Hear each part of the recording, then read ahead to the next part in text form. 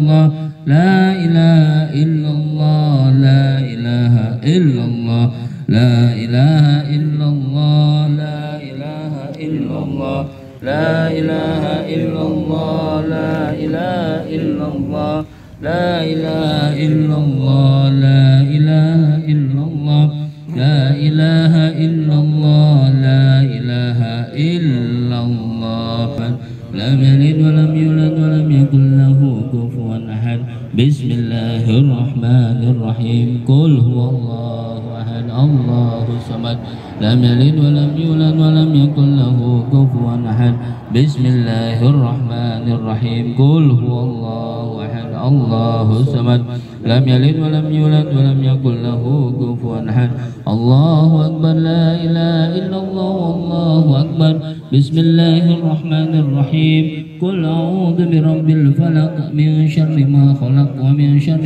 غاسق إذا وقب ومن شر النفاثات في العقد ومن شر حاسد إذا حسد الله أكبر لا إله إلا الله والله أكبر بسم الله الرحمن الرحيم قل أعوذ برب الناس ملك الناس إله الناس من شر الوسواس الخناس الذي يوسوس في صدور الناس من الجنة والناس الفاتحة بأن الله يغيث المسلمين ويرحم المسلمين وإلى أرواح أئمة المجتهدين والعلماء العاملين ومشايخنا في الدين وإلى أرواح والدين ووالدكم خاصة وأموات المسلمين عامة بأن الله يتغسهم بالرحمة ويسكنهم الجنة وأن الله يغفينا وإياكم شر الظالمين وشر المؤذين وشر الحاسدين وأن الله يعطي كل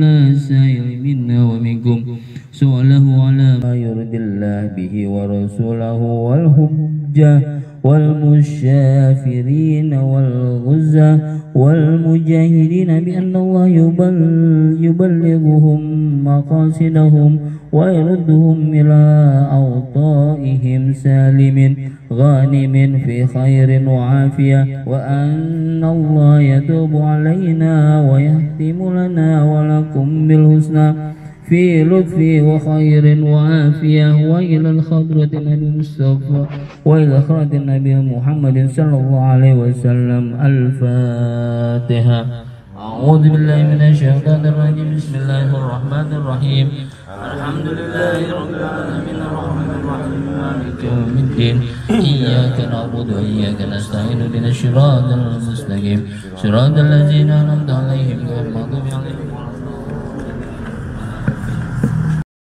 الحمد لله رب العالمين اللهم صل وسلم وبارك على سيدنا محمد وعلى آل سيدنا محمد بسم الله الرحمن الرحيم الحمد لله رب العالمين حمدا يوافي نعمه ويكافي مزيده يا ربنا لك الحمد كما ينبغي لجلال وجهك الكريم ولعظيم سلطانك الله سبحانك لا نحصي ثناء أنت كما أثنيت على نفسك ولك الحمد حتى ترضى ولك الحمد إذا رضيت ولك الحمد بعد الرضا اللهم صل وسلم على سيدنا محمد في الأولين وصل وسلم على سيدنا محمد في الآخرين وصل وسلم على سيدنا محمد في كل وقت وحين وصل وسلم على سيدنا محمد في الملأ الأعلى إلى يوم الدين وصل وسلم على سيدنا محمد حتى ترث الأرض ومن عليها وأنت خير الوارثين اللهم إنا نستحفظك ونستودعك دياننا وأبداننا وأنفسنا وأموالنا وأهلنا وكل شيء أعطيتنا اللهم اجعلنا وإياهم في كنفك وأمانك وعياذك وجوارك من كل شيطان مريد وجبار عنيد وذي عين وذي بغي ومن شر كل ذي شر إنك على كل شيء قدير اللهم حطنا بالتقوى والاستقامة وعذنا من موجبات الندامة في الحال والمال إنك سميع الدعاء وصل اللهم بجمالك وجلالك على سيدنا محمد وعلى آله وصحبه أجمعين وارزقنا كمال المتابعة له ظاهرا وباطنا يا أرحم الراحمين. اللهم أوصل ثواب ما قرأناه من القرآن العظيم لحضرة وما هللنا وما سبحنا وما استغفرنا وما حمدنا وما صلينا على سيدنا محمد صلى الله عليه وسلم هدية واصلة ورحمة نازلة وبركة شاملة لحضرة حبيبنا وشفيعنا وقرة أعيننا ومولانا محمد وإلى حضرة إخوانه من الأنبياء والمرسلين والأولياء والشهداء والصالحين والصحابة والتابعين والعلماء والمصنفين وجميع الملائكة المقربين وإلى حضرة أولياء الله تعالى في هذا المكان وهذه القرية وهذه المدينة وفي أي كل مكان ولحضرة المرحوم Haji Mahbub bin Jumin, almarhumah Hajah Ramlah binti Tahir, almarhum Haji Munasim bin Haji Mahbub, almarhum Haji Munasim bin Haji Mahbub, almarhum Abdul Hamid bin Fulan,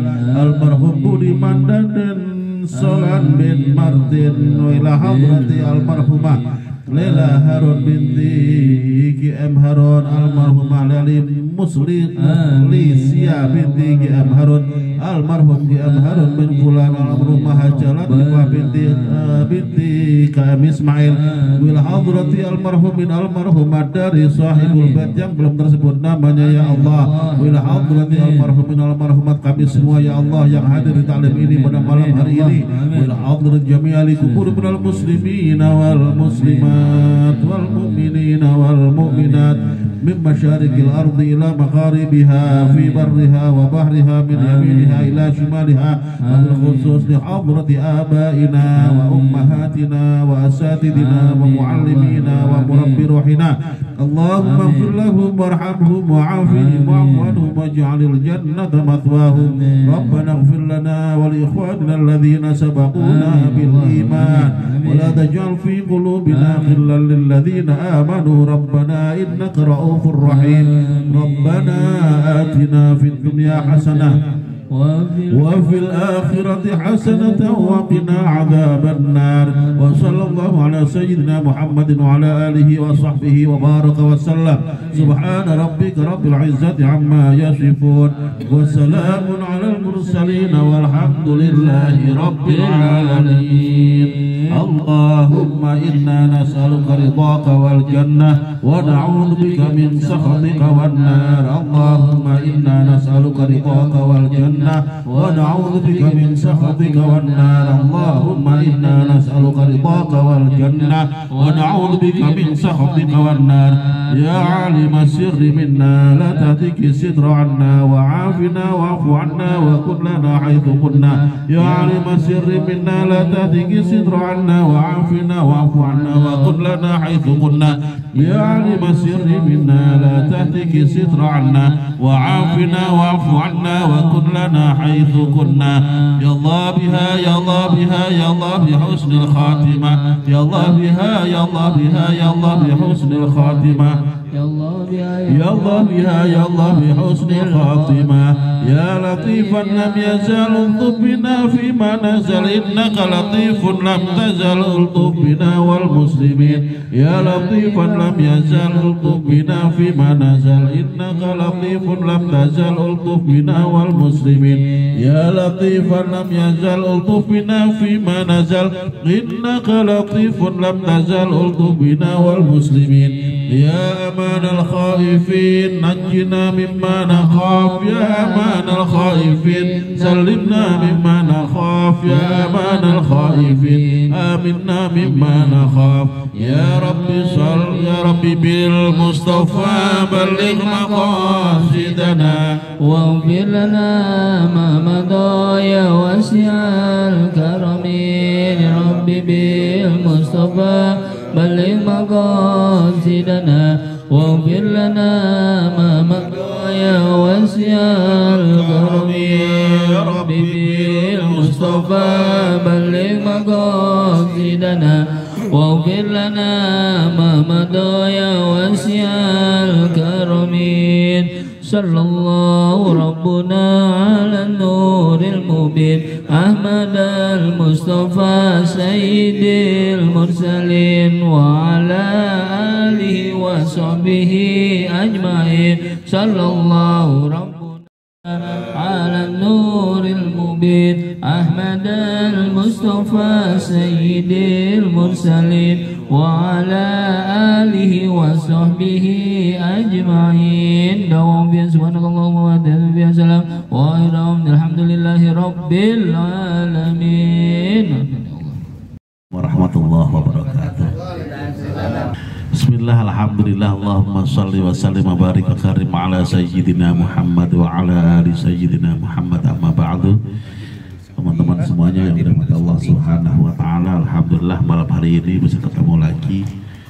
Bismillahirrahmanirrahim. Alhamdulillah, Allahumma shalli wa sallim wa barik ala sayyidina Muhammad wa ala ali sayyidina Muhammad, amma ba'du.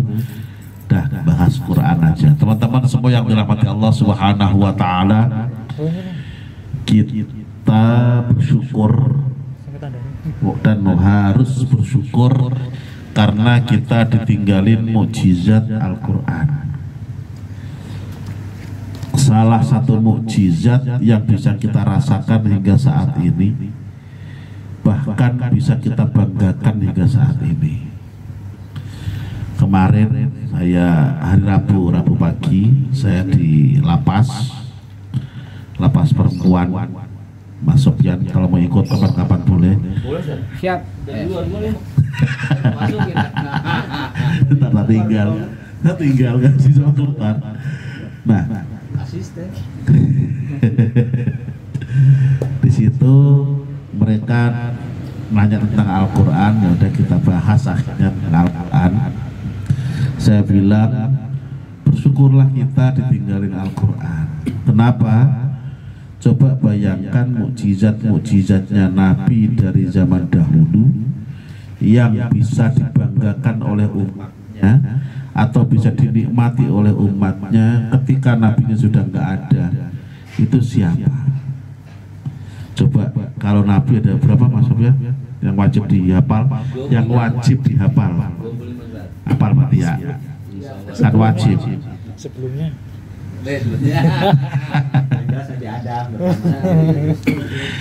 kalau jumlah Nabi itu ada 24.000 Nabi. Kalau yang jadi Rasul itu cuma 313. Saya ulangi lagi, yang jadi Nabi 24.000. Dari sekian banyak, dari 24.000 itu yang pangkatnya double ya Nabi ya Rasul cuma 313. Dari 313 yang wajib dihafal cuma 25. Berapa Mas Sofyan? 25. Nah, saya tanya dulu nih. Saya tanya. Aduh. Ntar dulu nggak apa-apa, santai aja, tenang. Anggota ngaji kita berapa Mas Sofyan? Anggota ngaji jenggotan. Hah? 20 tan. 20.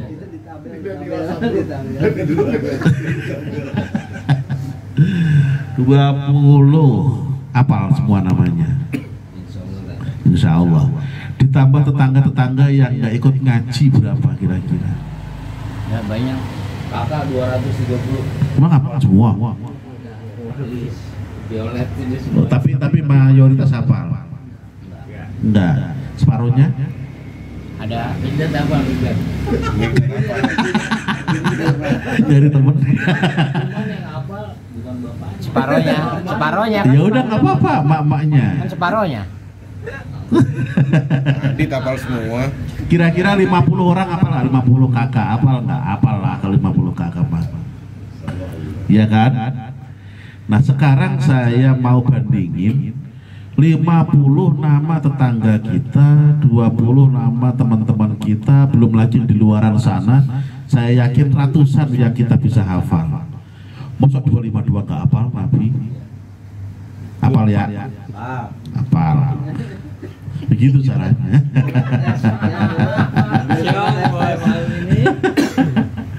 Enggak, tadi sore saya baru ngerumusin pelajaran akidah buat anak-anak. Kan namanya anak-anak ngaji kan kadang kan ya asal aja gitu kan oleh guru-gurunya. Enggak, saya mau rumusin, dia bilang gitu. Mulai dari rukun iman, saya bilang. Dari rukun iman nanti kita beredel lagi.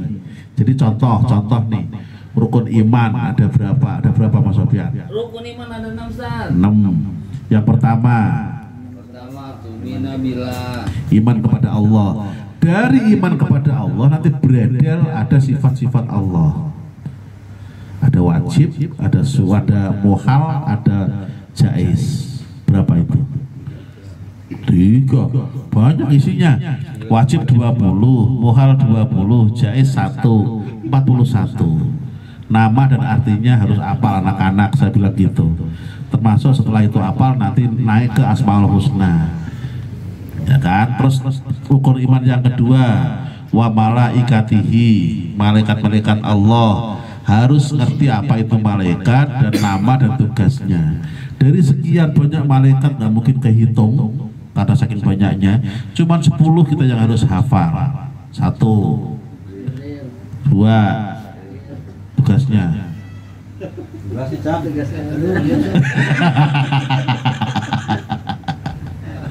Jibril, Mikael, Israfil dulu, Israel. Pasti hafal kalau Israel tugasnya. Hafal. Iya, orang takut Israel. Terus Mungkar, Nakir, Raqib, Atid, Malik, Ridwan. Hafal tugasnya ya. Insyaallah. Udah kasih tanya, kasihan. Nah, itu malaikat. Terus yang ketiga, wa kutubihi, kitab-kitab Allah. Kitab-kitab Allah itu ada 104. Dari 104 itu yang kita wajib hafal cuma 4. 1 udah nggak apa-apa, Taurat apa? Zabur. Terus Injil, Al-Quran. Ulangi. Taurat, Zabur, Injil, Al-Quran. Al-Quran Nabi Muhammad, Injil Nabi Isa, Zabur, Taurat, Musa.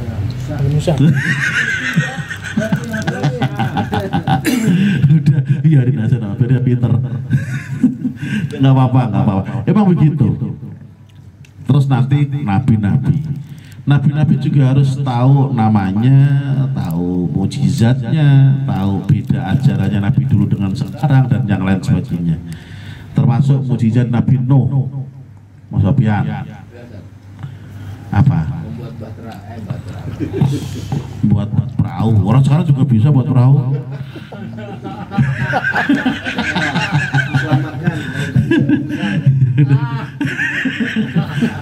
Banjir sedunia itu termasuk mukjizat dari doa beliau. Akhirnya banjir sedunia. Yang manfaat siapa? Emang orang mukmin pada saat itu terus dapat manfaat apa dari itu? Paling-paling manfaatnya orang kafir habis, sudah selesai. Ya kan? Nabi Soleh, Nabi Nuh Soleh, Nabi Soleh mukjizatnya. Siapa ini yang tahu ini? Nabi Soleh mukjizatnya. Nabi Soleh itu mukjizatnya batu begini, kontraksi batunya, terus pecah keluar onta. Ontanya dalam keadaan hamil, kontraksi lagi terus beranak, onta kecil. Jadi onta kecil bin onta bin batu. Tuh mukjizatnya Nabi Soleh.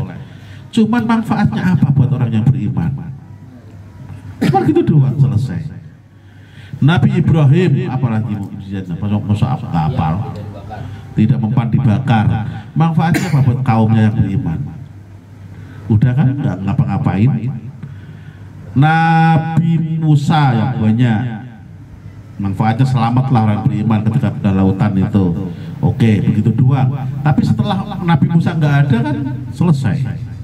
Sampai Nabi Isa, mukjizatnya bisa menghidupkan orang mati. Biasa, maksudnya selesai ya selesai udah. Itu maksudnya.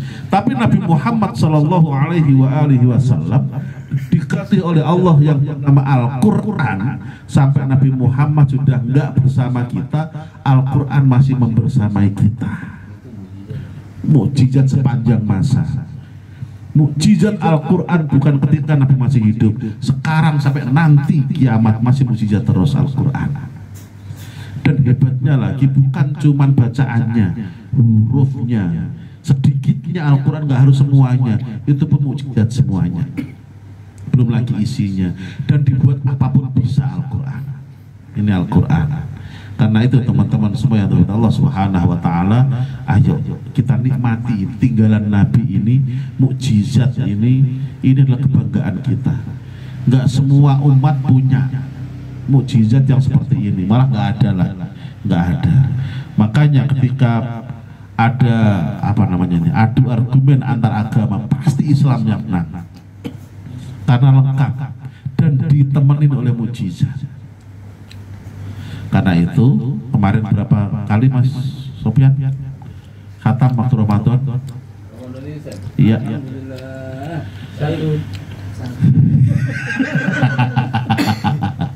Yang paling banyak berapa di sini?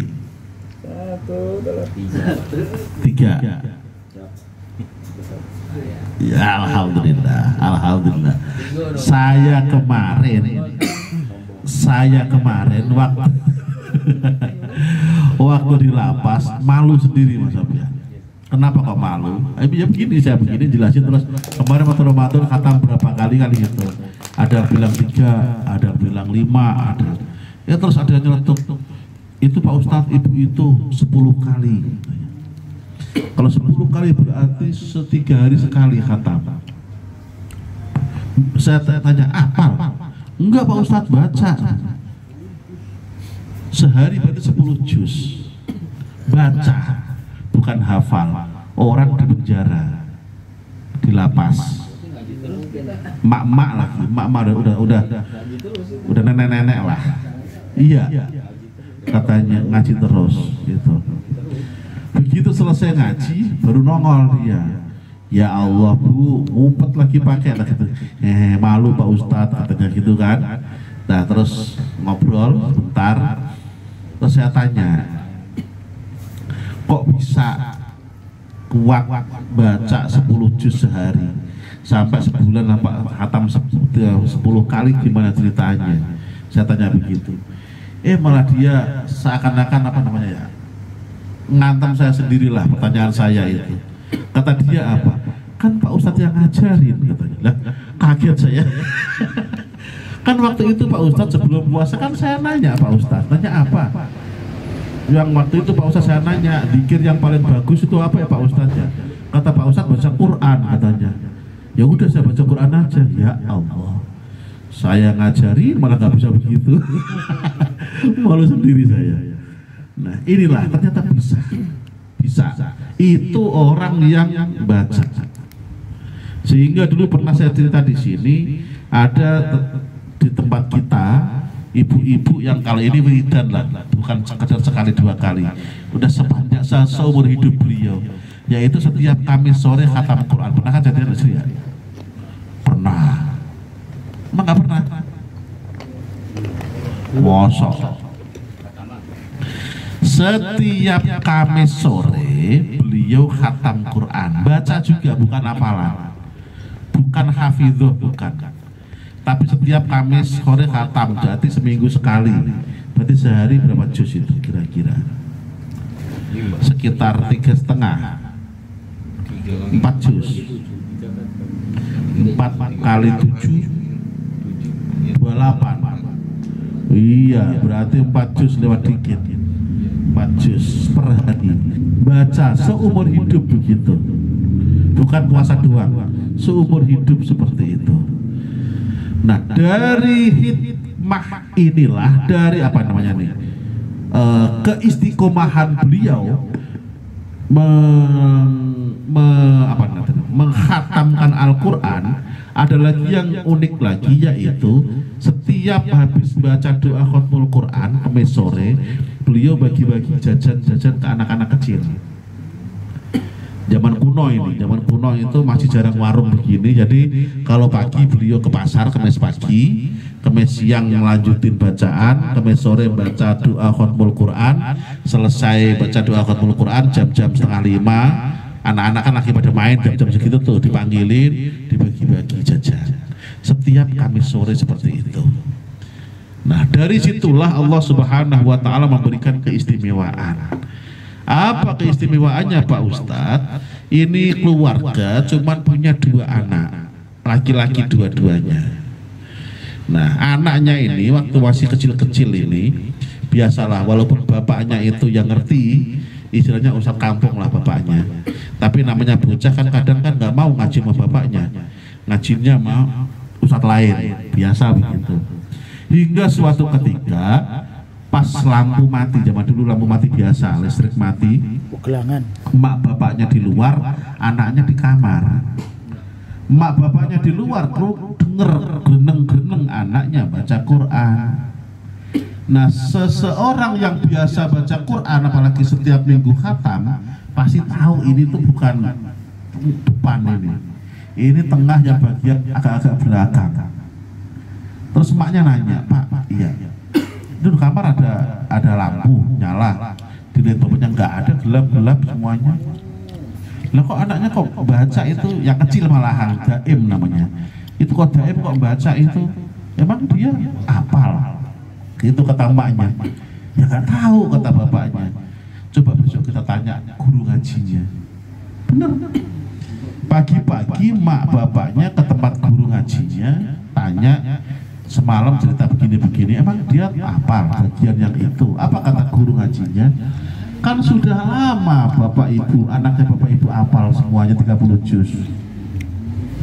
30 juz hafal semuanya, sampai orang tuanya nggak ngerti. Ya anaknya juga ya bocah cengengesan lah, namanya bocah gimana lah, nggak ngomong kok udah khatam begitu. Dan dikiranya namanya hafal Quran biasa, orang lihat emaknya biasa baca Quran, apa lewat sesuatu yang biasa dianggapnya. Itu satu.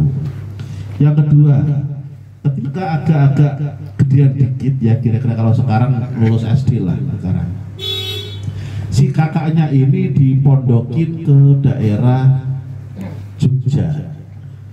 Kalau yang tahu tempatnya Mbah Munawir, sekarang namanya Pondok Al Munawir.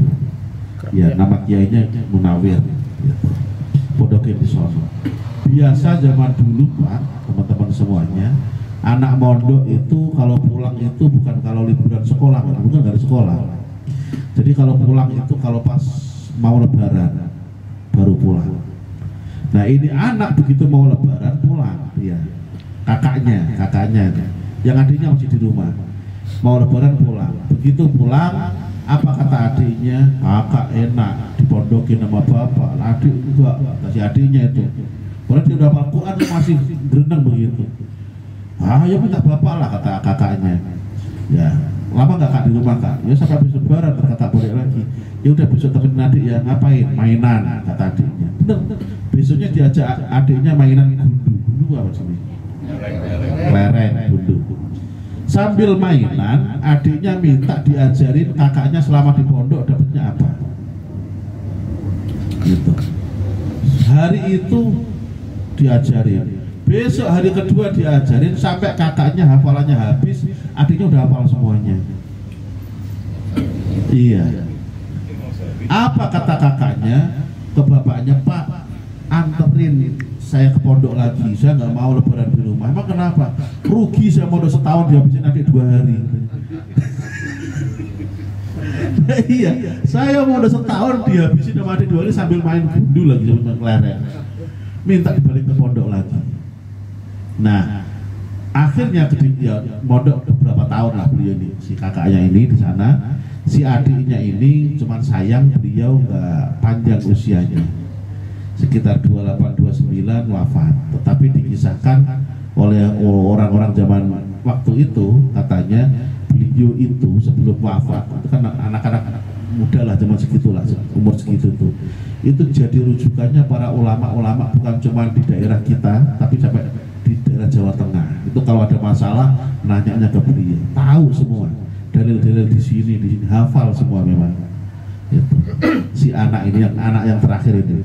Anak yang pertamanya, Pak, akhirnya pulang buat pondok pesantren yang labelnya label Al-Quran, walaupun tetap ada kitab-kitabnya, tapi yang diunggulkan Al-Qurannya. Namanya Yambu'ul Quran, sampai sekarang ada. Ya kira-kira kalau apa namanya tuh, alumninya mah udah ratusan ribu kali. Pondoknya sekarang puluhan ribu muridnya, dari yang kecil sampai yang gede. Waktu saya masih di sana, yang kecil itu, pondok yang kecil itu program tahfidnya itu ada yang anak Kalimantan ranking 1, yaitu dia selesai ngapalin dalam waktu 18 bulan. Anak kecil di situ, nanti 1,5 tahun ya, hafal dan bisa dipertanggungjawabkan, atau store lah, dicek bisa hafalannya, itu bisa. Sekarang nama kakaknya ini, teman udah wafat ini. Nama kakaknya ini mungkin ada yang tahu, namanya Kiai Haji Arwani Kudus. Kalau Bapak buka Google adalah itu, Mbah Arwani. Hampir semua guru-guru Quran Indonesia pasti sanadnya lewat beliau. Gitu. Hikmah dari si emak yang biasa setiap Kamis sore khatam Quran. Mbah Arwani ini sudah meninggal juga. Kalau beliau saya masih menangin. Beliau wafat itu tahun 91 atau 92 itu. Wafatnya jam 12:30 siang, jam 4:30 sore di habis asar disolatkan, jam 4:30 atau jam 5-an dikubur. Ketika disolatkan itu ya karena nggak muat saking banyaknya orang, sekitar 31 atau 32 kali sholat. Ya maksudnya diimamin jamaah, terus selesai suruh keluar ganti lagi gitu, saking banyaknya jamaah. Yang unik ini saya saksikan sendiri, itu yang hadir itu ulama-ulama bukan hanya daerah Kudus, tapi ada dari Jakarta, dari Banten, dari sana mana Sulawesi, bahkan dari Arab, Mesir, Yordan, Yaman, ada semua. Yang jadi pikiran kita, kapan ngabarinya? Lah Arab Jakarta Cengkareng aja paling enggak 8,5 jam kalau naik pesawat. Itu zaman sekarang, belum dari sini ke sononya. Lah beliau wafat jam 12:30 siang, jam 4:30 sore dikuburin, udah di sono semua itu orang-orang itu. Ngabarinya gimana? Kemarin itu kita saksi sendiri itu. Ya masih ada orang seperti itu. Terus ya adalah kalau kata kita mah keramat itulah. Udah di luar nalar udah itu. Iya. Dan itu hikmahnya beliau. Orang yang terkenal dengan Qur'annya, padahal alim dalam hal bukan Quran doang, kitab-kitab juga alim. Sampai sekarang murid beliau, karena anak beliau nggak mau, murid beliau tersayang itu mendapatkan gelar honoris causa dari Mesir gara-gara buku beliau dipakai di Al-Azhar buat ngajar apa namanya di kampus sana. Iya, buat referensi. Iya, yang masalah qiraah sab'ahnya atau bacaan Al-Quran yang aneh-aneh itulah, yang 7 imam itu. Teman-teman semua yang dirahmati Allah Subhanahu wa Ta'ala, inilah Al-Quran. Orang yang makin dekat dengan Al-Quran, biasa pasti bukan biasanya, pasti nanti akan dibukakan oleh Allah Subhanahu wa Ta'ala ilmu yang baru lagi. Dan orang nggak ada yang bilang selesai belajar Al-Quran, nggak ada. Kalau tajwid ada, memang karena tajwid itu terbatas. Tapi kalau isi Al-Quran terbatas. Tajwid itu kan cuma bahas huruf Al-Quran yang memang cuma segitu doang. Maka tajwid itu terbatas. Karena itu, ayo tajwid juga jangan ketinggalan kita. Sekarang teman-teman kita yang daerah-daerah sono, daerah mana namanya? Itu mereka itu walaupun kerja di kantoran, tapi mereka rajin belajar Al-Quran dengan tajwidnya. Ini selalu saya tanamkan ke anak-anak remaja.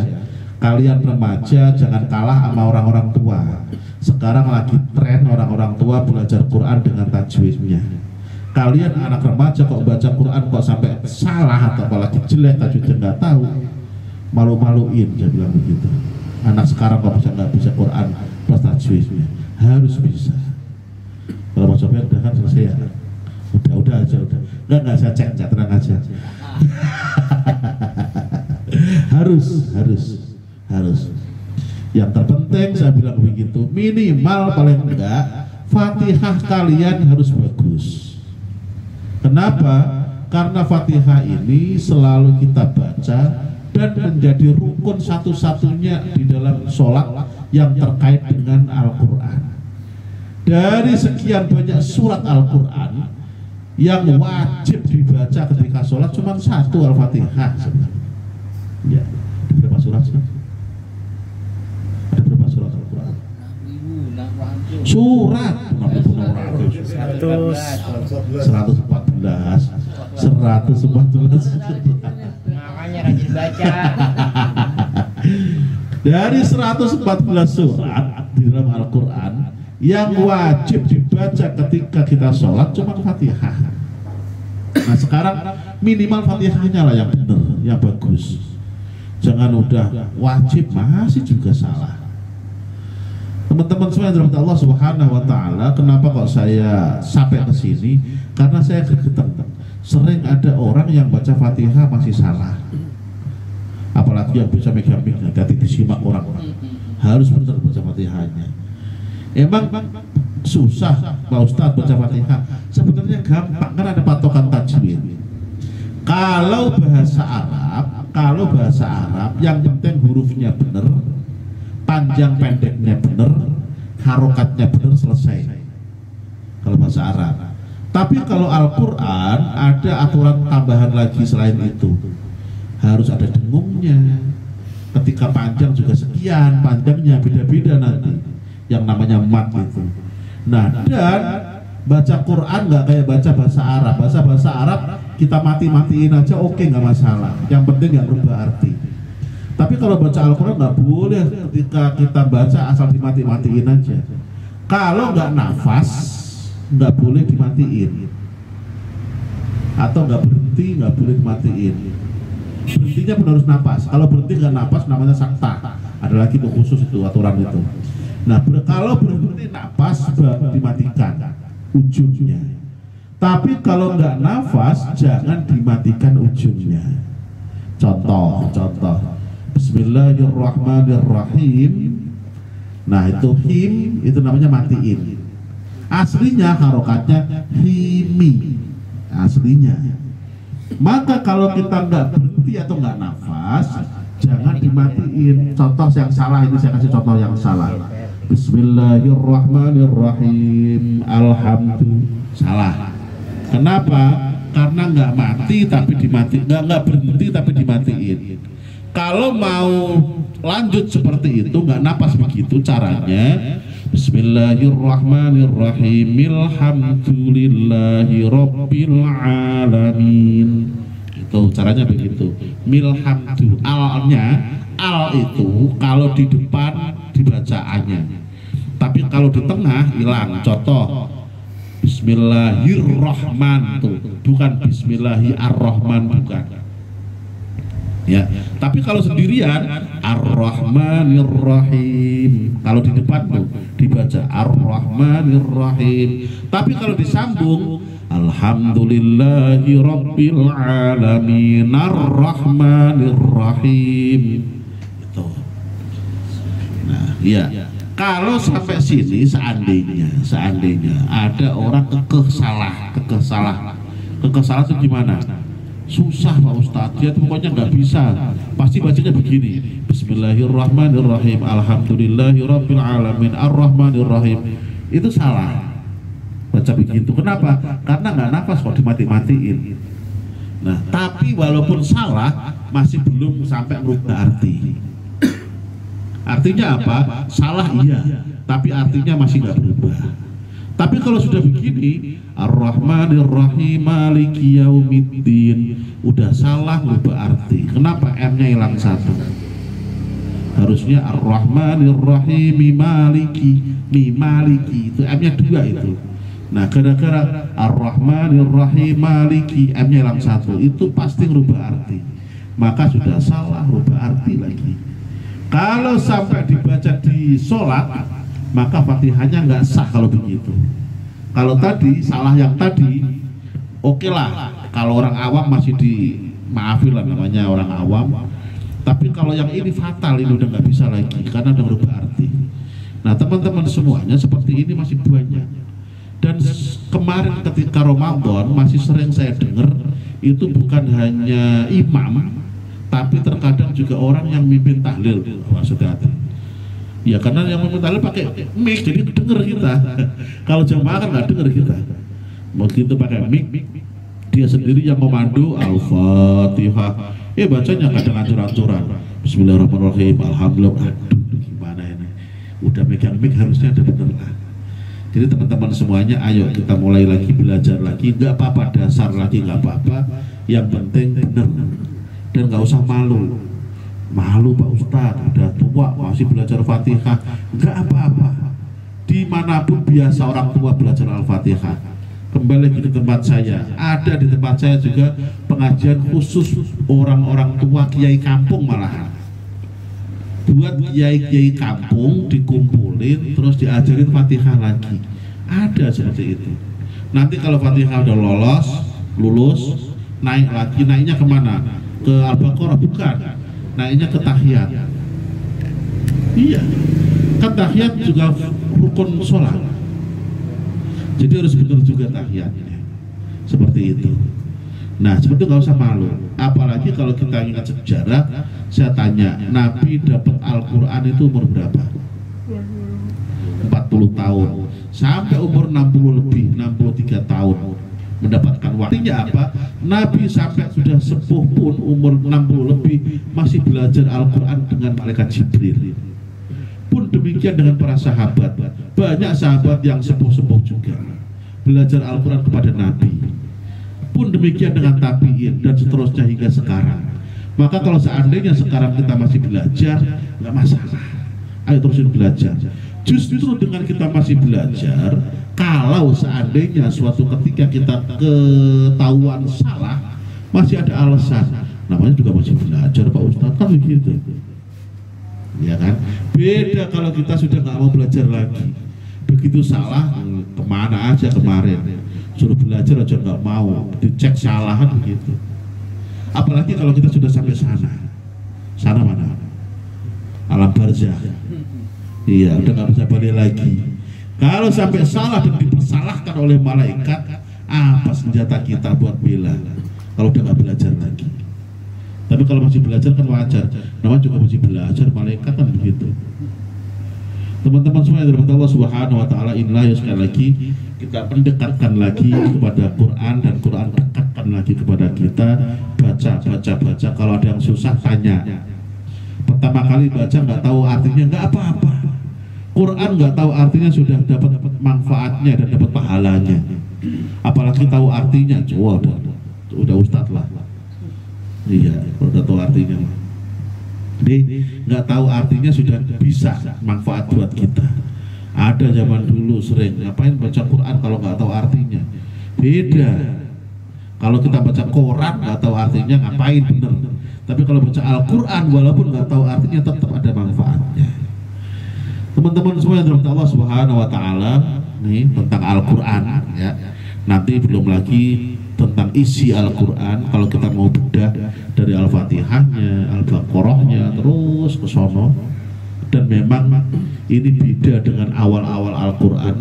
Sejarah Al-Quran turun tidak Al-Fatihah duluan, tidak pula habis Al-Fatihah Al-Baqarah, enggak. Akan tetapi Iqra duluan. Akan tetapi kenapa begitu sekarang kok tiba-tiba Al-Fatihah duluan baru Al-Baqarah? Karena memang malaikat Jibril sebelum Nabi wafat diajarinya seperti itu, diajarin urut-urutannya. Makanya ada hadis, banyak sekali hadis yang mana ketika Nabi mendapatkan wahyu, apa kata Nabi? Ini taruh setelah ini taruh setelah ini. Ngasih tahu urut-urutan Al-Quran. Dan Al-Quran sekarang kita baca sudah seperti itu, udah nggak usah dirubah-rubah lagi. Adapun kalau seandainya cara baca berbeda, biasa. Teman-teman semuanya jangan kaget ketika kita berbeda dengan orang lain dalam hal membaca Al-Quran. Al-Qurannya satu, bacanya berbeda-beda, biasa, nggak masalah. Al-Qurannya satu, pemahamannya beda-beda, nggak apa-apa, nggak masalah. Contoh kayak kemarin waktu Lebaran, yang satu pakai ru'yah, yang satu pakai hisab. Dua-duanya itu kan pakai dalil, dua-duanya pakai Al-Quran juga, dua-duanya gitu. Maka nggak masalah, dua-duanya oke dan diakui oleh syariah. Kalau seandainya hasilnya berbeda nggak masalah, nggak apa-apa. Dan Islam tidak mengharuskan kita harus sama, enggak. Beda itu biasa, jangankan sekarang, dari zaman sahabat aja udah beda. Ketika sahabat disuruh Nabi jangan kalian sholat kecuali sampai Bani Quraidah, mereka sudah berbeda dalam memahami. Yang satu mengatakan ya udah berarti kita sholatnya di sana aja, walaupun waktunya sudah habis. Yang satu kelompok lagi mengatakan oh nggak bisa, maksudnya Nabi itu kita suruh cepet-cepet. Kalau belum sampai sono kok waktunya udah mau habis ya sholat dulu. Kalau Bapak gimana kalau begitu? Nih, ceritanya nih begini nih. Ada sekelompok sahabat disuruh ke perkampungan lain di luar Madinah, namanya Bani Quraidah, perkampungan lain. Nah, Nabi waktu itu nyuruhnya itu sebelum asar. Nah, terus Nabi pesan kalian jangan sholat asar kecuali sampai nanti di sana, kecuali sampai di kampung sono. Baru ntar intinya gini lah, kalian sholat asarnya sampai di sana ya, itu maksudnya begitu. Kalau udah di sana aja kalian sholat asarnya ya, begitu maksudnya begitu kalau bahasa kita gampangnya. Nah, ternyata belum sampai sono matahari udah mau tenggelam. Gimana Mas Sofyan? Sholat asar dulu apa bablas saja ntar? Ayo. Itu tuh maksudnya Nabi kita suruh sholat asar di sono, atau maksudnya Nabi kita suruh buru-buru biar sampai sono masih asar. Disuruh buru-buru biar sampai sono masih asar gitu. Apa kita disuruh terserahlah sampai sono jam berapa, yang penting kamu sholat asarnya sampai sono, di sono gitu, apa begitu? Tapi bahasanya begitu, kamu sholat asarnya jangan kalian sholat asar kecuali sudah sampai sana. Kata-katanya begitu. Nyuruhnya buru-buru, apa nyuruhnya sholat asarnya di sana aja walaupun udah malam? Buru-buru. Ya, wajar. Memang sahabat saat itu pecah dua kelompok. Kelompok yang pertama mengartikan kita suruh buru-buru. Nah, begitu di tengah jalan matahari sudah mau tenggelam, akhirnya kelompok ini tetap sholat asar duluan sebelum matahari tenggelam. Kelompok yang kedua enggak, tadi Nabi bilangnya kita sholat asarnya di sono, ya udah sampai sono aja terserah jam berapa ntar, yang penting nanti sholat asarnya di sono. Begitu. Dan ketika balik oleh Nabi dua-duanya dibenerin. Yang sholat asar masih waktunya juga dibenerin, yang sholat asar sudah kelewat waktu juga dibenerin, karena memahaminya tekstual. Tekstual itu berarti tadi bukan memahami buru-buru, pokoknya sholat asarnya di sono, begitu tekstualnya. Dua-duanya dibenarkan oleh Nabi. Inilah zaman sahabatnya sudah ada beda pendapat. Apalagi zaman tabi'in, apalagi zaman sekarang. Zaman setelah tabi'in aja sudah beda pendapat. Antara Imam Malik dengan Imam Syafi'i, antara Imam Hanafi dengan Imam Syafi'i. Saya tanya nih,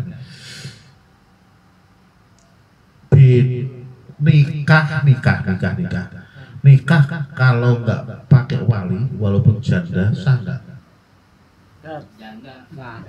Kalau janda sah. Kalau janda sah. Ya, pengalaman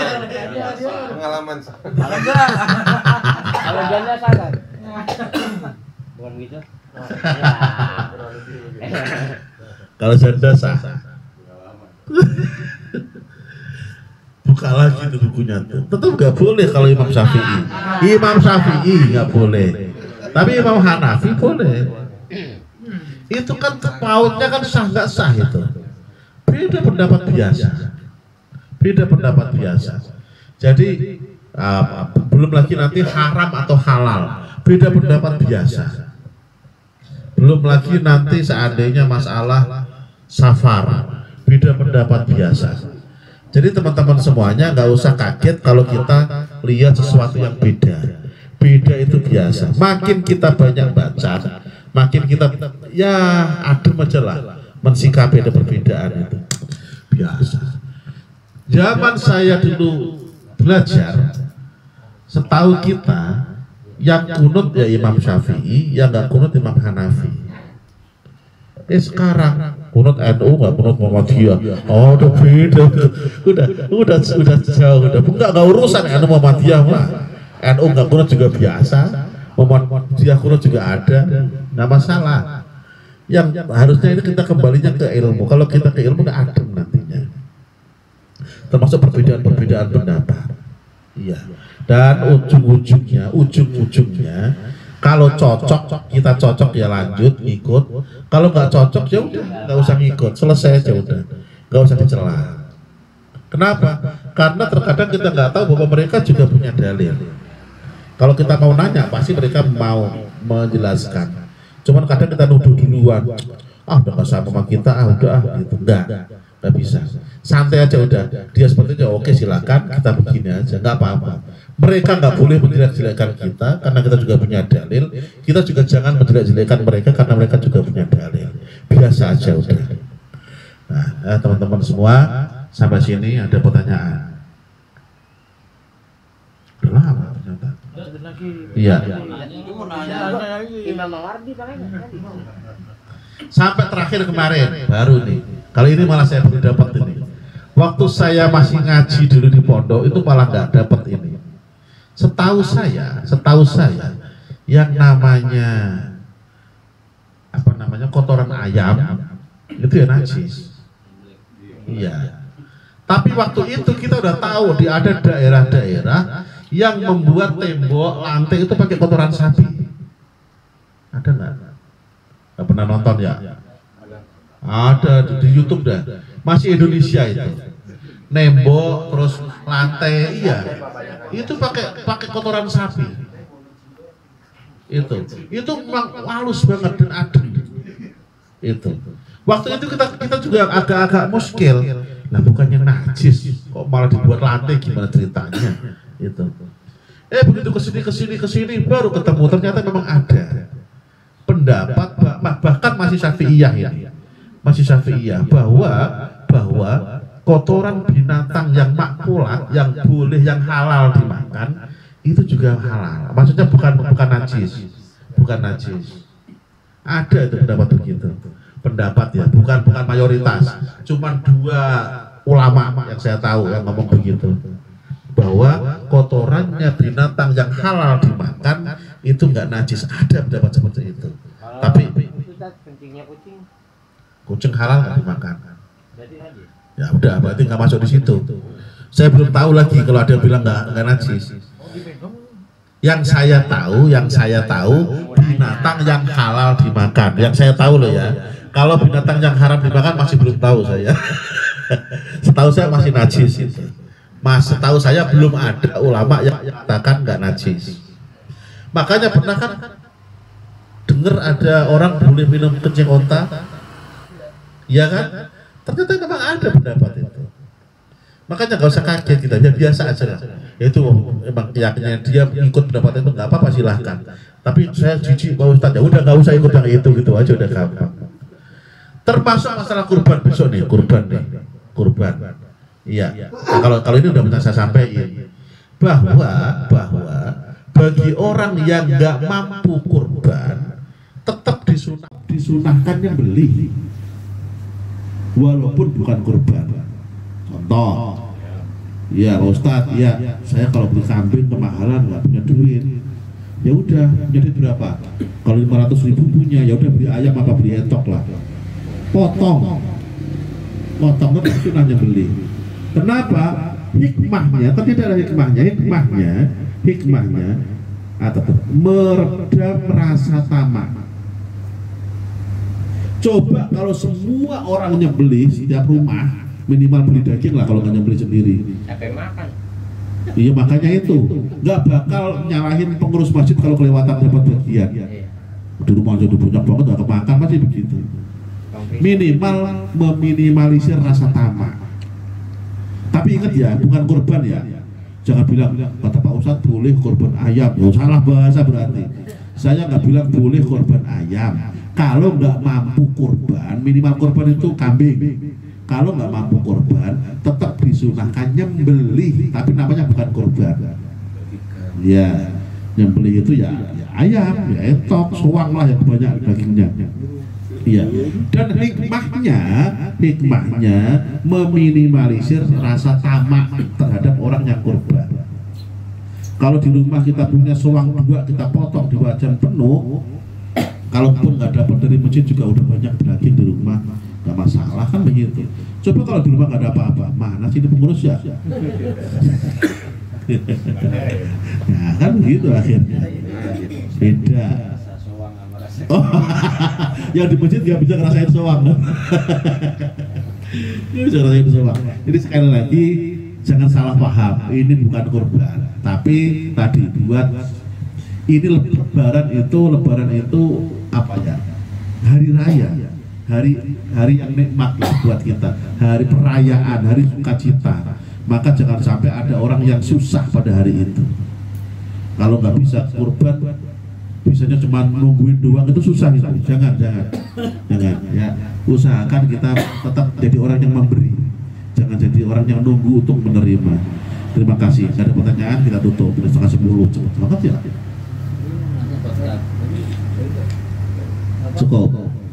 Cukup ya. Cukup. Kita doa. Bismillahirrahmanirrahim. Alhamdulillahirabbil alamin. Allahumma shalli wa sallim wa barik ala sayyidina Muhammad wa ala ali sayyidina Muhammad. Rabbana la tada' min majlisina hadza dhanban illa ghafartah. Ya Allah, jangan Kau tinggalkan kami dari majelis kami ini dalam keadaan dosa kecuali Engkau ampunkan. Wala aiban illa satartah. Tidak ada di antara kami yang aib kecuali Engkau tutup. Wala maridun illa syafaitah. Tidak ada di antara kami yang sakit kecuali Engkau sembuhkan. Wala asiran illa yasartah. Tidak ada di antara kami yang sulit kecuali Engkau mudahkan. Wala karban illa nafastah. Tidak ada di antara kami yang butuh kecuali Engkau kasih solusi. Wala hajatan min hawaijid dunya wal akhirah illa qadaitaha wa sartaha. Tidak ada di antara kami yang berhajat dunia maupun ukhrawi kecuali Engkau tunaikan dan Engkau mudahkan. Ya Allah, wabil khusus hajat dari saudara kami sahibul hajat sahibul bait ini ya Allah. Wa Allahumma ij'al jam'ana jam'an marhuma wa tafarruqana min ba'dina tafarruqan ma'suma. Rabbana atina fid dunya hasanah wa fil akhirati hasanatan wa qina adzaban nar. Wa sallallahu ala sayyidina Muhammadin wa ala alihi wa sahbihi wa baraka wa sallama walhamdulillahi rabbil alamin. Wassalamualaikum warahmatullahi wabarakatuh.